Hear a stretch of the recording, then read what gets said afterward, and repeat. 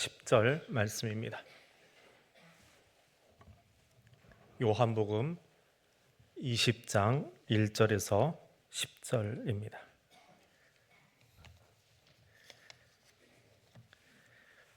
하나님 말씀 우리 같이 읽겠습니다.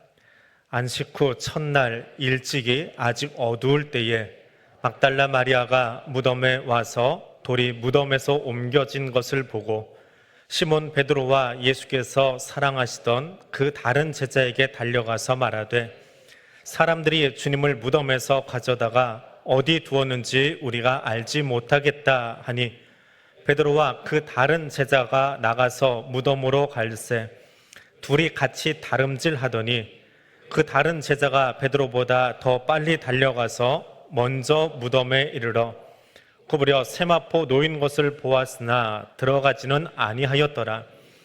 시몬 베드로는 따라와서 무덤에 들어가 보니 세마포가 놓였고 또 머리를 쌌던 수건은 세마포와 함께 놓이지 않고 딴 곳에 쌌던 대로 놓여 있더라.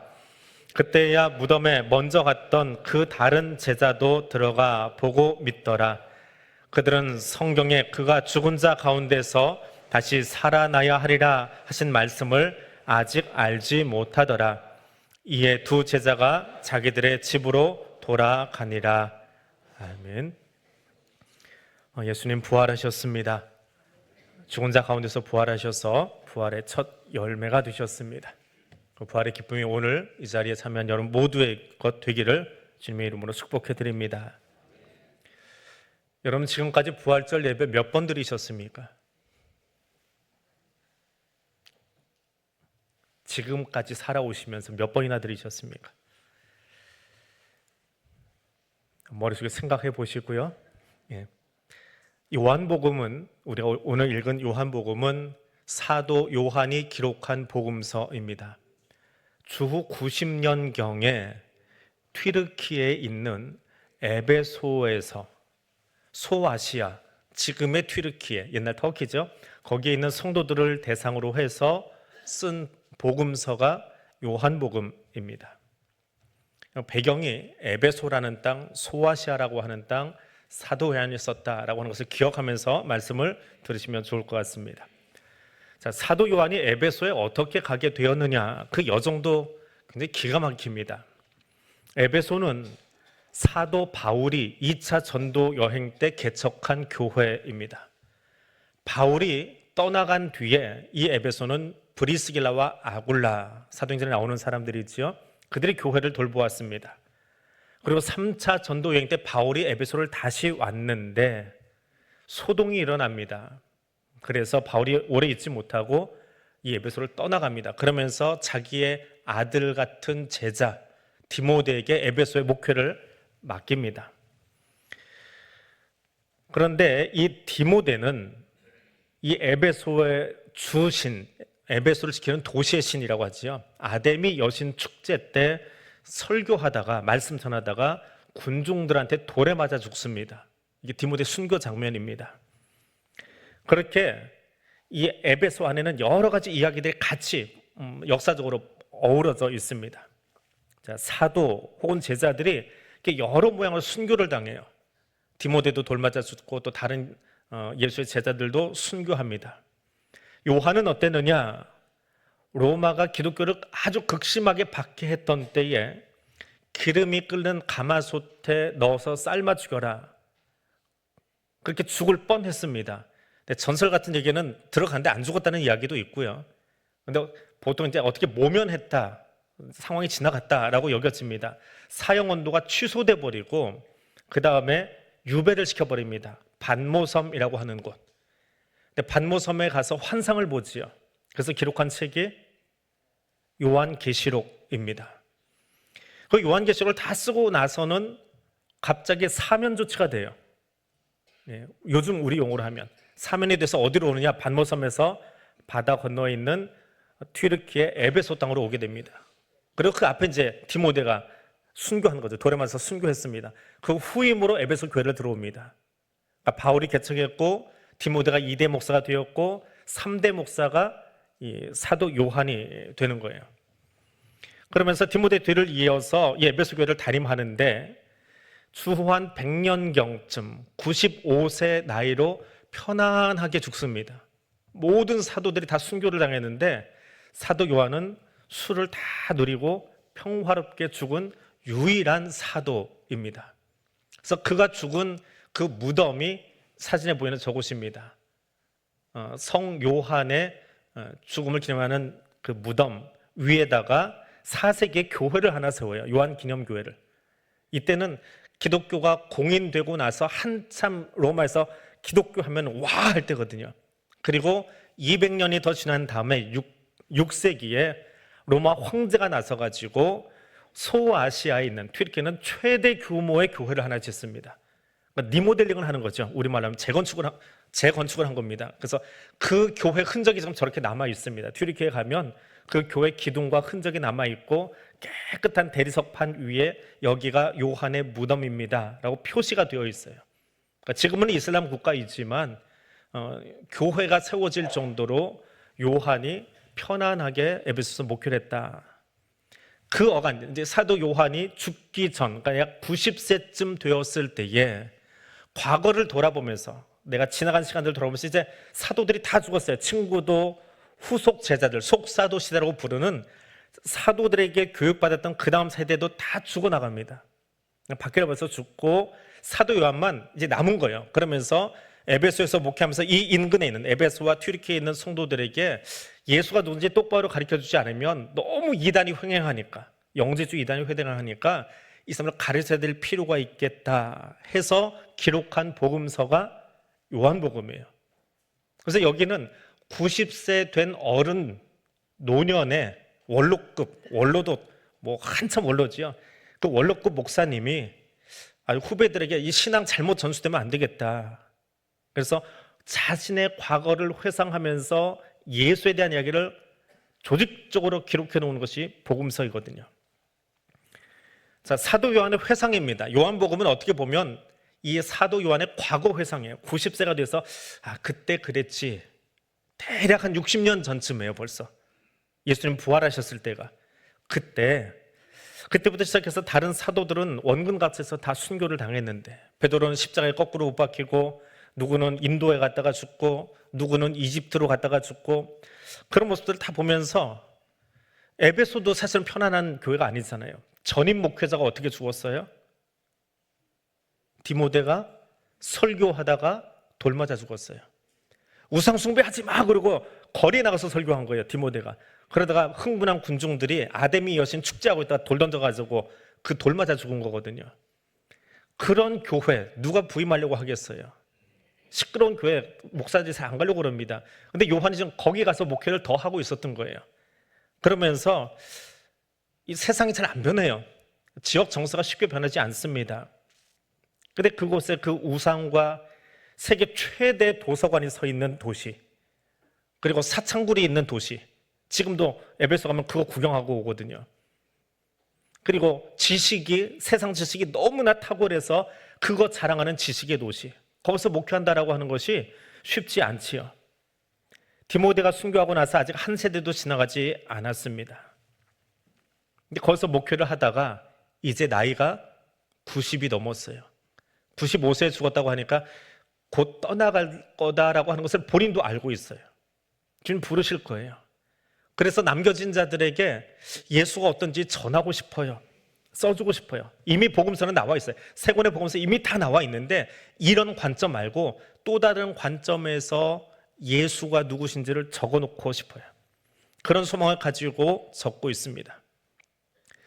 이 에베소에 오기 전에 받모섬에서 하나님 보좌에 대한 환상, 요한계시록의 환상을 보았지요. 그 환상을 보면서 요한은 어떤 마음이었을까요? 로마가 아무리 득세하고 위용을 떨쳐도 결국 마지막 날 심판 주신 어린 양 앞에서 이 로마고 뭐고 세상은 다 망할 거야. 다 심판당할 거야. 그걸 알고 있거든요. 거기 부활하신 예수 그리스도가 하나님 보좌 우편에서 이 땅을 심판하실 모습을 환상컨대 보았기 때문에 로마가 가소로운 거예요. 세상 사람들이 뭐 자기 힘 자랑하고 뭐 권력 자랑하고 하는데 가소로운 거예요. 그래서 미소가 지어지지요. 아직 세상이 바뀌진 않았지만, 에베소가 여전히 우상의 땅이지만 이것이 하나님 심판 앞에 설 것을 보면서 또 한편으로는 눈물도 나요. 그러면서 복음서를 기록합니다. 그렇게 써내려가고 있다가 오늘 20장쯤의 이야기, 예수 부활하셨던 그 첫 번째 부활절 아침의 이야기를 요한이 첫 설교하면서 쓴다라고 생각을 해보세요. 90세쯤 되어서 이제 한 60년, 60번 정도의 부활절을 지나고 나서 그때를 회상하고 있는 거야. 야, 60번 부활절을 내가 반복해서 지켰는데, 부활절 설교를 60번을 했는데, 그 몇 번의 설교보다 첫 번째 했던 설교, 처음 했던 설교, 교육자들이 교회 부임하고 나서 하는 첫 번째 설교 기억하십니까? 거기는 뭔가 생각이, 다른 설교도 마찬가지로 뭔가 교회론이라든지 이런 여러 가지가 담겨 있거든요. 면접을 본다든지 아니면 어느 교회 부임해서 하는 첫 번째 설교에는요, 굉장히 자기에 대한 그 신학이 다 담겨 있어요. 요한이 경험한 첫 번째 그날, 안식 후 첫날, 세번역 성경은 한 주간의 첫날, 요일로는 언제예요?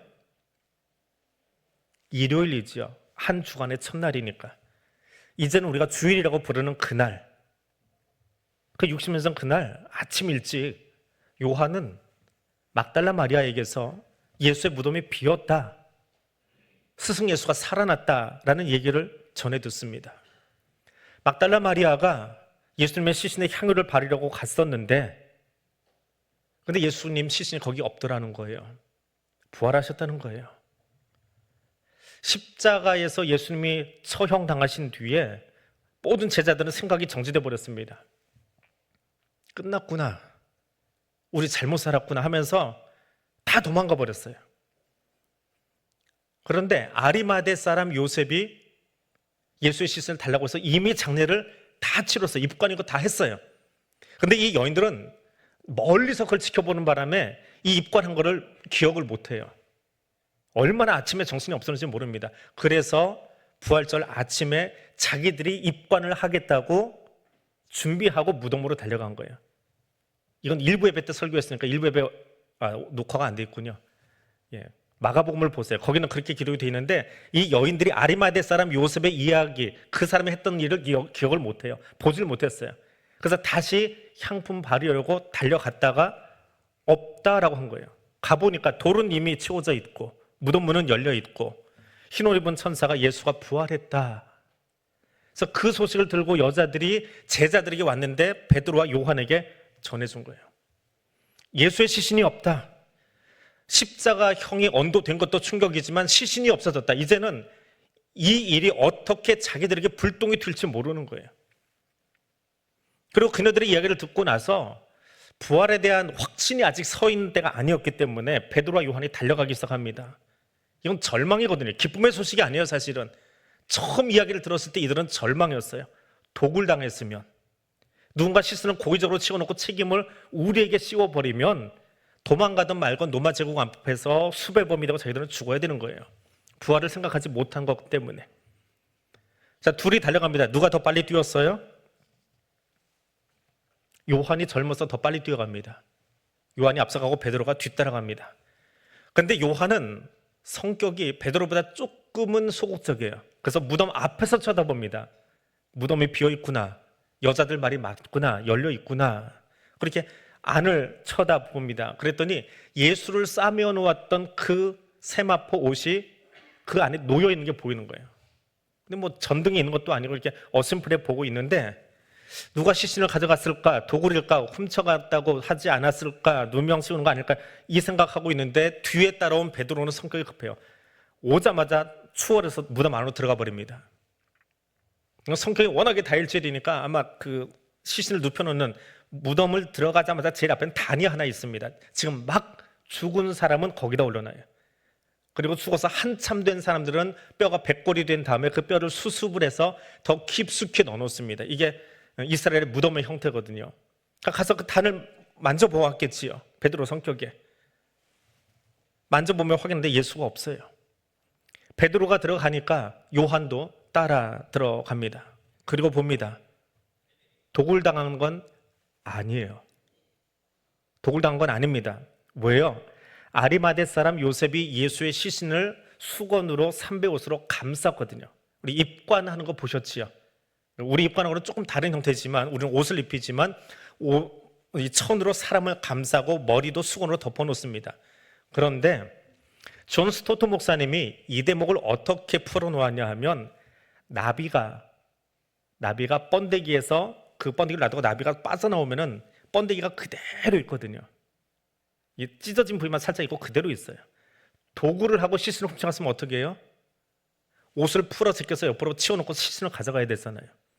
근데 옷이 그대로 남아있고 시신만 마치 나비가 번데기에서 빠져나간 것처럼 나갔다라고 해석을 했습니다. 존 스토트 목사님의 상상이 아니라 오늘 원문을 해석을 해놓고 나니까 몸이 빠져나간 거예요. 옷을 벗고 나간 것도 아니고 누가 일부러 벗긴 것도 아니고 몸은 빠져나가서 옷은 그대로 감싼 채로 놓여 있었다. 그러니까 예수 스스로 나간 거지요. 누가 벗겨놓고 일부러 다시 그 모양을 만들어 놓은 것이 아니고. 무덤 안을 들여다보던 요한은 그때 부활을 믿게 되었다라고 표현합니다. 그런데 온전한 부활신앙은 아니었습니다. 왜냐하면 오늘 9절 말씀에 보니까 그들은 성경에 그가 죽은 자 가운데서 다시 살아나리라 하신 말씀을 아직 알지 못했다. 이거 누가 한 말이에요? 요한이 자기가 직접 쓴 거예요. 믿기는 믿는데 내가 60년 전 그때로 회상하면서 설교를 하려다 보니까 그때는 내가 제대로 된 신앙이 아니었어. 진짜 예수가 부활했다고 믿은 건 아니야. 그냥 누가 훔쳐간 건 아니고 시신이 도난당한 건 아니고 빠져나갔어, 번데기처럼. 부활하신 건 같아. 근데 이게 부활이 뭔지 아직 확연하게 자기 안에 들어오지 않았다라고는 정말 솔직한, 한 90세쯤 되어서 이제 교회 제일 큰 어른이 되고 원로가 됐는데 옛날에 내가 그런 부끄러운 과거가 있어. 그때 내 신앙생활 그거밖에 못했어. 그거 말한다는 게 참 쉬운 이야기가 아니잖아요. 부끄러운 자기의 과거인데 요한이 설교서에 그 이야기를 하고 있는 거예요. 내가 60년 전에 목사 되기 전에 그때 첫 부활절날 그때 제대로 믿지 않았어 라고 고백하고 있는 거예요. 예수가 없어졌습니다. 옷은 남기고 몸은 사라졌습니다. 천사들의 이야기도 있고 여인들이 전해주는 이야기도 있으니까 어딘가 계실 것 같아요. 그런데 이것이 예수의 부활인지는 온전하게 믿지 못했다. 요한이 이것을 기록하면서 어떤 마음이었을까요? 60년 전에 회상하고 있는 겁니다. 스승 예수가 십자가에 못 박히고 제자들은 사방으로 36개 주랭낭을 쳐버리고 요한은 도망을 못 갔어요. 왜요? 요한에게 맡겨진 사명이 하나 있거든요. 예수의 어머니 마리아, 그 말을 부탁한다라고 예수님이 십자가에서 말씀하셨는데 그 어머니가 지금 제정신이 아니에요. 아들이 십자가에서 죽고 나니까 제정신이 아닌 거예요. 그 어머니 끌어안고 베드로처럼 30개 주랭낭 칠 만큼 어머니가 지금 몸이 온전치 못해요. 어딘가로 가까운데 은신하고 숨어 있었어야 돼요. 그게 지난 금요일이거든요. 그리고 오늘 주일이거든요. 말로는 3일이지만 긴 시간이 아니에요. 멀리 도망 못 가고 예루살렘 어딘가 있었는데 그 새벽에 예수님 시신이 없어져 버렸습니다. 온갖 생각이 머릿속에 돌아다니겠지요. 복음서를 기록하는 요한은 그때를 상상하면서 회상하면서 그때 내가 참 정신없었어. 그래서 예수 부활도 제대로 믿지 못했고 예수님을 부탁한 거니까 예수의 어머니 마리아는 내가 건사해야 되고 근데 제자들은 다 도망갔으니 옆에 기댈 만한 사람도 없고 이런 온갖 생각. 그런데 이 이야기를 쓰다가 오늘 우리가 10절까지 읽었는데요. 이 요한이 그래요. 예수님 참 짓궂다. 사람들은 그렇게 이야기해요. 나중에 아마 요한 지금 천국에서 그럴지도 몰라요.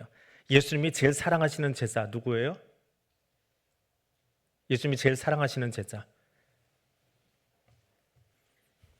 요한 스스로 한 이야기는 아니지만 우리들이 흔히 하는 이야기가 요한을 이야기하잖아요. 예수님이 사랑하시는 제자.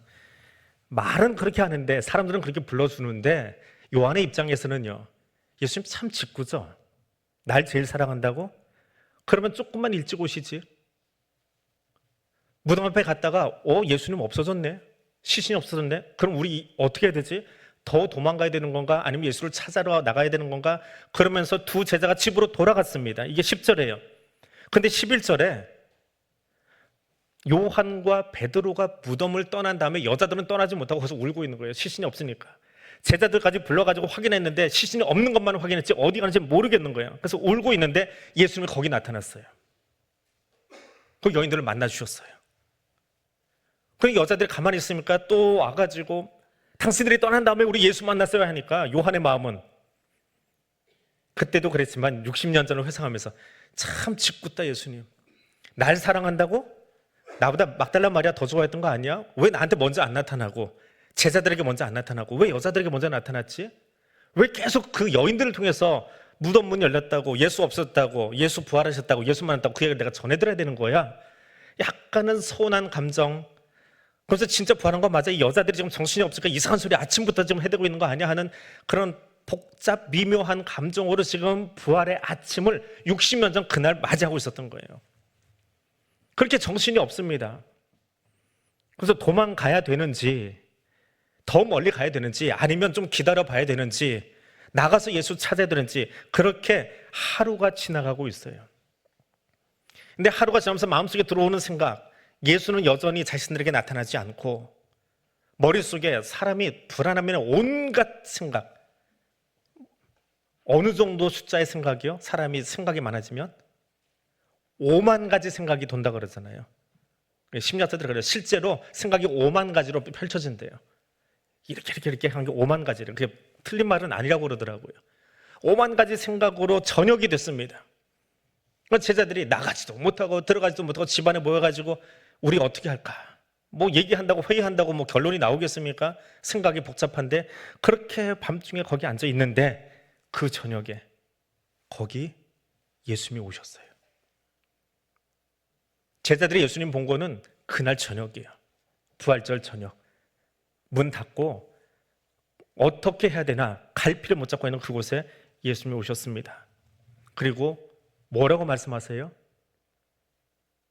그 집에 오신 예수님이 첫 마디, 부활하신 예수님이 제자들에게 하셨던 첫 마디가 뭐예요? 에이레네 휘민, 너에게 평강이 있을지어다. 진짜네? 새벽부터 들었던 그 말이 진짜네? 뜬 소문인지 여자들이 잘못 봤는지 딴 생각하는 건지 몰랐는데 진짜네? 새벽부터 들었던 그 소식이 진짜구나. 여자들이 해줬던 그 이야기가 진짜구나. 그리고 두려움 속에 떨리고 있던 눈동자에서 눈물이 뚝뚝 떨어졌을 겁니다. 그때 예수님이 제자들에게 이야기하십니다. 아버지께서 나를 보내신 것 같이 나도 너희를 보낸다 말씀하십니다. 여인들이 부활의 증인되었듯이 너희들이 믿든지 안 믿든지 들어놓고도 딴 생각하고 이 생각하고 저 생각했듯이 사람들은 듣지 않겠지만 너희도 방 안에 숨어 있지 말고 나가서 부활의 증인되어라. 예수님이 요청하셨습니다. 그게 언제라고요? 복음서를 쓸 대로 기준하니까 60년 전 사건이에요. 순교자가 된 베드로가 갈릴리 호숫가에서 예수님에게 묻던 질문이 하나 있습니다. 요한도 그거 건네들었어요. 예수님, 나는 늙어서 이렇게 산다고 했는데 쟤는 어떻게 될까요? 요한은 어떻게 될까요? 예수님이 뭐라고 그랬어요? 그거 네 알 바 아니야. 너는 내가 가르쳐준 사명만 감당해. 그때 귀동냥으로 그 소리를 옆에서 듣고 있었던 요한, 알고 있으니까 요한복음에 기록해놨잖아요. 사랑하느냐 사랑하느냐 이건 베드로하고 나눈 이야기고 내 이야기도 예수님이 안 해주셨거든요. 그건 네 알 바 아니야. 그가 어디로 가든지. 그래, 그렇게 예수님이 이야기하신 때로부터 벌써 60년. 기름감에 들어갈 뻔했고 밤모섬에 갔다 왔고 에베소에 와서 전임자는 돌 맞아 죽었고 거기서 목회하다가 90년, 내 나이 90세. 하나님 날 언제 데려가실지 모르지만 이 노년에 그때 일을 회상하면서 이 이야기를 적고 있습니다. 다시 한번 묻습니다. 부활절 예배 몇 번 드리셨습니까? 사실 이 질문은 요한의 이야기를 묵상하면서 의미가 없는 질문이다. 설교 초두에 사실 의미 없는 질문 하나 던진 겁니다. 부활절 예배 몇 번 지켰느냐? 그건 내가 교회 출석하기를 몇 년 했느냐라고 하는 질문과 같은 거기 때문에 그렇습니다. 하지만 진정한 부활의 의미를 안다면 이 질문에 굳이 답할 필요가 없습니다. 왜냐하면 교회의 역사 속에 기독교가 로마의 국교가 된 이후에 교회는 예배드리는 날을 바꾸었습니다. 더 이상 안식일에 드리지 아니하고, 토요일 안식일에 드리지 아니하고 주님이 부활하신 날을 매주 기념하기 위해서 일요일로 바꿔버립니다. 예배 날짜를 바꿔요. 그리고 우리는 그날을 The Lord's Day, 주일이라고 부릅니다. 매 주일이 부활절이거든요. 그 마음으로 주일로 예배 날짜를 바꿔놨습니다.